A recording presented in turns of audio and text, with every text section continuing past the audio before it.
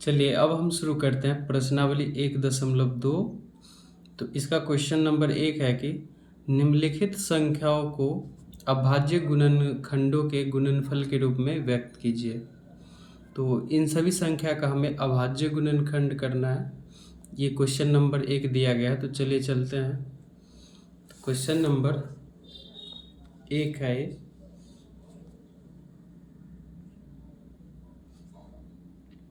एक का एक में दिया गया है 140।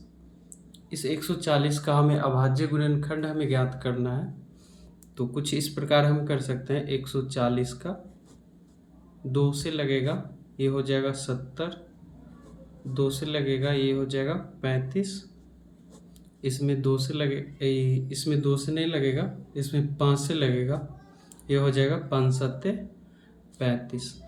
तो इसको हम 140 को लिख सकते हैं गुणनफल के रूप में 2 गुने का 2 गुने का 5 गुने का 7। इसको हम इस प्रकार भी लिख सकते हैं कि 2 अगर 2 बार है तो इसको लिख सकते हैं 2 के पावर 2 गुने का 5 और गुने का 7। तो 140 को हम इस प्रकार भी लिख सकते हैं। तो ये हो गया आपका आंसर। 140 का अभाज्य गुणनखंड के रूप में व्यक्त कर दिए। दूसरा दिया गया था 156। तो 156 को हम इस प्रकार लिख सकते हैं। 2 से लगेगा, ये हो जाएगा 7 दूनी के 14 और ये हो गया 178। फिर 2 से लग जाएगा ये, तो ये हो जाएगा 3 दूनी 6 और 1 लगा, ये हो जाएगा 39। फिर ये हो जाएगा 3 से लगेगा, ये हो जाएगा 13। 13 तिया 39। तो 156 को हम इस प्रकार लिख सकते हैं 2 गुने का 3 गुने का 13।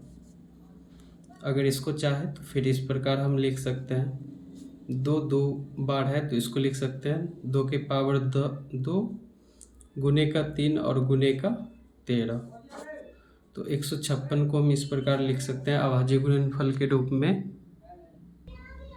चलिए अब ये तीसरा दिया गया है आपको। तीसरा है 3825। तो 3825 का हमें अभाज्य गुणनखंड करना है।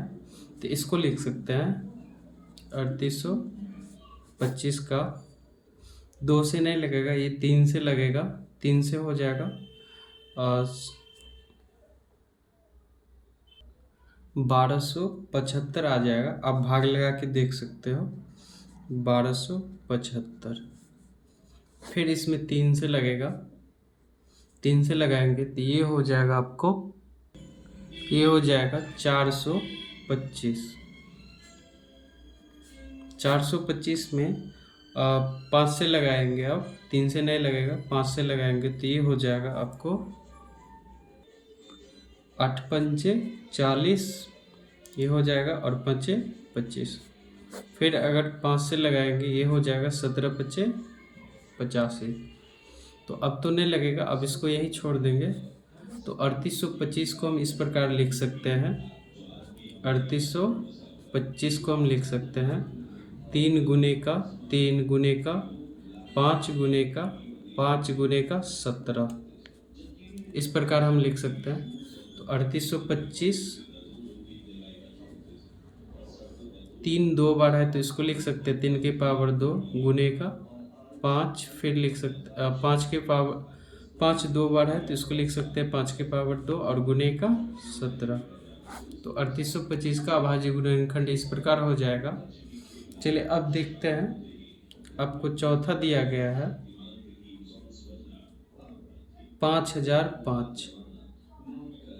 तो 5005 का हम अभाज्य गुणनखंड यदि करेंगे तो यहाँ पर लगेगा आपको 1001 हो जाएगा। यहाँ पर अगर भाग लगाएंगे तो 5 से।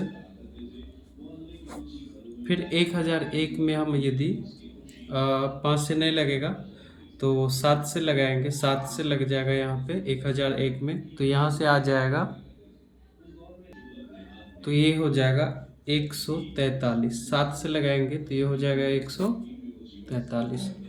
फिर 143 में हम क्या करेंगे, यहाँ पर 11 से लगेगा, तो 11 से लगेगा तो ये हो जाएगा 13 बार में कट जाएगा। तो 5005 को हम इस प्रकार लिख सकते हैं, 5005 को गुणनफल के रूप में 5 गुने का 7 गुने का 11 और गुने का 13, इस प्रकार हम लिख सकते हैं। अगला सवाल में दिया गया था जो क्वेश्चन नंबर 5 है 1 का, वो है 7429। तो 7429 को जब हम अभाज्य गुणनखंड करेंगे, 7429 का, तो यहाँ पर लगेगा 17 से, क्योंकि आप लगा के देख सकते हो 17 से लगेगा, तो ये हो जाएगा,